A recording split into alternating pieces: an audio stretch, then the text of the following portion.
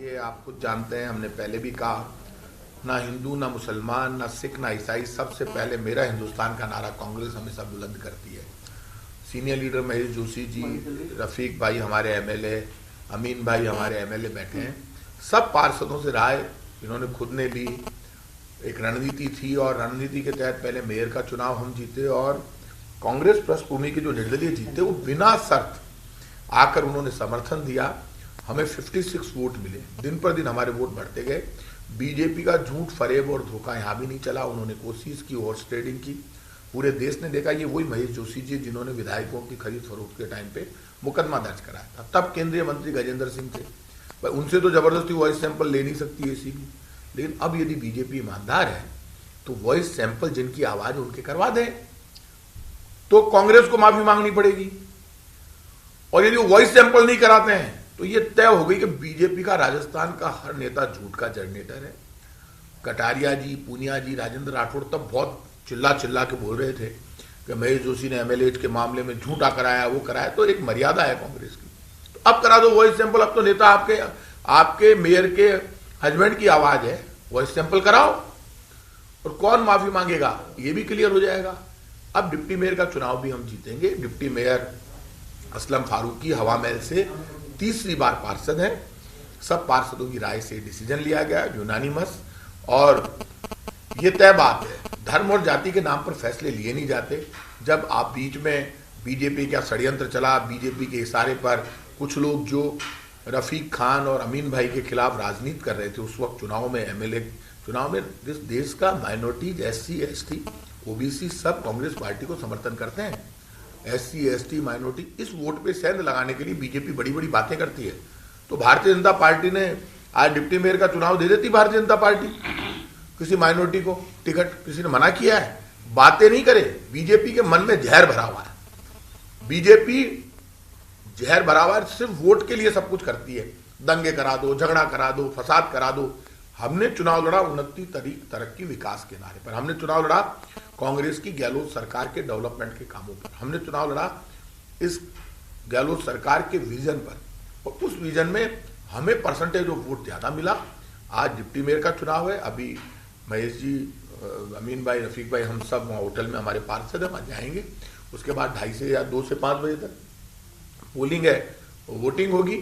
और उन्होंने चुनाव में खड़ा कर दिया है बीजेपी का, हमें पता था खड़ा करेगी। पुनीत कर्नाउट को शायद उन्होंने नहीं, वहां से किसको लड़ाया, रिटेश से महेंद्र दलित, और पुनीत कर्नाउट को वहां से खड़ा किया। महेंद्र दलित को यहाँ से चुनाव मैदान में उतारा है। हमारा कैंडिडेट असलम फारूकी है। मुझे पक्की उम्मीद है डिप्टी मेयर में भी हमारे 56 होना है। ग्रेटर में आपने मैदान खुला छोड़ दिया, कोई कैंडिडेट नहीं उतारा? देखिए, ग्रेटर में अंतर बहुत ज्यादा है और हमारी शुरू से स्ट्रेटेजी रही है कि जहां हम मेयर का चुनाव हार गए, वहां पर हमने कुछ लोगों के जिम्मे किया था, फैसला उनको करना था जो ग्रेटर का पूरा काम देख रहे हैं। तो वहां पर हमने चुनाव में नहीं उतारा, लेकिन यहाँ हेरिटेज में हमारा डिप्टी मेयर भी आ जाएगा। आपका क्षेत्र है और आप ही के क्षेत्र का जो पार्षद है वो आप डिप्टी मेयर के लिए आपका दावेदार है। देखिए, पूरा हेरिटेज एक है। हवा महल हो, आदर्श नगर हो, किशन पोल हो, सिविल लाइन्स हो, सारे क्षेत्र में लाके हेरिटेज निगम बना है। महत्वपूर्ण बात यह नहीं है कि वो कहाँ का है। महत्वपूर्ण बात यह है कि जो लोग कांग्रेस की विचारधारा में यकीन करते हैं, कांग्रेस ने उनको भी रिप्रेजेंटेशन दिया। सबको साथ लेके चलने की बात कांग्रेस करती है। सारे धर्मों, सारी जातियों, सारे वर्गों, सबको साथ लेके चलने की बात कांग्रेस करती है। तो एक ऐसा वर्ग जिसका बहुत बड़ा समर्थन हमारे साथ, कांग्रेस के साथ हमेशा रहा है, मेयर के इलेक्शन में भी रहा, उससे पहले भी रहता आया है, तो उस वर्ग का रिप्रेजेंटेशन देना भी हमको देना चाहिए था। हमने वो किया है। और हम ये विश्वास दिलाते हैं कि बिना किसी भेदभाव के, बिना किसी राजनीतिक भेद के, बिना किसी धार्मिक भेद के, बिना किसी जातिगत भेद के, हम जयपुर हेरिटेज की जनता की सेवा करेंगे। और जो हमने लक्ष्य रखा है कि हम वर्ल्ड हेरिटेज सिटी का जो खिताब है यूनेस्को ने जो दिया है जयपुर हेरिटेज को, उसको बनाए रखें। हम हेरिटेज लुक जो है जयपुर का, उसको और अधिक संवारें, सजाएं। हम जयपुर हेरिटेज सिटी को नगर निगम को हम टॉप जो 10 सफाई वाले शहर हैं पूरे देश के, उनमें शामिल करा सकें।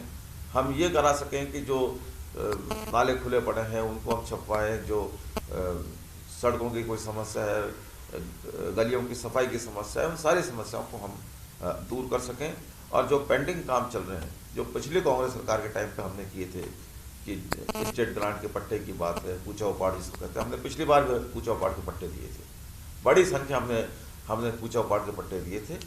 जो बचे हुए हैं हमारे अमीन भाई का, रफ़ी भाई का, सबका ये कहना है, प्रताप जी का, भाई वो लोग बेचारे बहुत परेशान हैं, तो जिनको पट्टे नहीं मिल पाए हैं उनको भी हम पूजा उपाड़ के पट्टे लोगों को पट्टे देंगे। और जो भी समस्याएं हैं उन समस्याओं को हम दूर करने की कोशिश करें। आपने हेरिटेज में डिप्टी मेयर कैंडिडेट नहीं लड़ाने के बारे में भी आपने पूछा। हमने तो भारतीय जनता पार्टी के पार्षदों से कहा था अपनी अंतरात्मा को जगाएं। जब उनकी अंतरात्मा ही सो रही है तो फिर लग निराश वो जागेंगे। इसलिए हम उनकी तरफ से निराश हैं, जयपुर की जनता निराश है, इसलिए वहां हमने डिप्टी मेयर कैंडिडेट नहीं लड़ाया। लेकिन अनावश्यक रूप से भारतीय जनता पार्टी ने ये देखते हुए भी कि कल 12 वोटों का अंतर रहा है, 56 हमारे रहे, 44 भारतीय जनता पार्टी के रहे, फिर भी उन्होंने हेरिटेज में अपना डिप्टी मेयर का प्रत्याशी उतारा।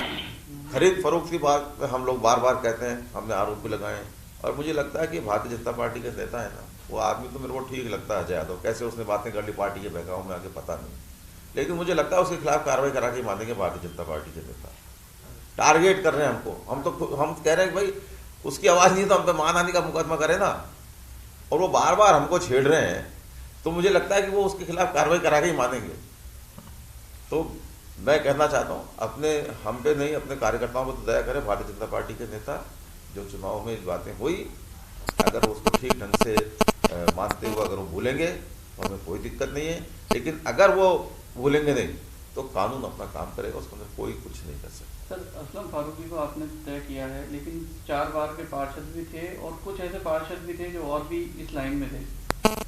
मेयर के टाइम भी थे 4-6 लोग उम्मीदवार, टिकट तो एक को ही मिलता है, चाहे मेयर का हो, डिप्टी मेयर का हो, एमएलए का हो, एमपी का हो, पार्षद का हो, टिकट एक ही आदमी को मिलेगा। हमने सबसे राय करी, पार्षदों में सहमति बनाने की हमने कोशिश की, जो अधिकांश राय आई उसके हिसाब से फैसला किया और सबको बता के फैसला किया है। मुझे पूरा विश्वास है कांग्रेस के सारे पार्षद इस फैसले को स्वीकार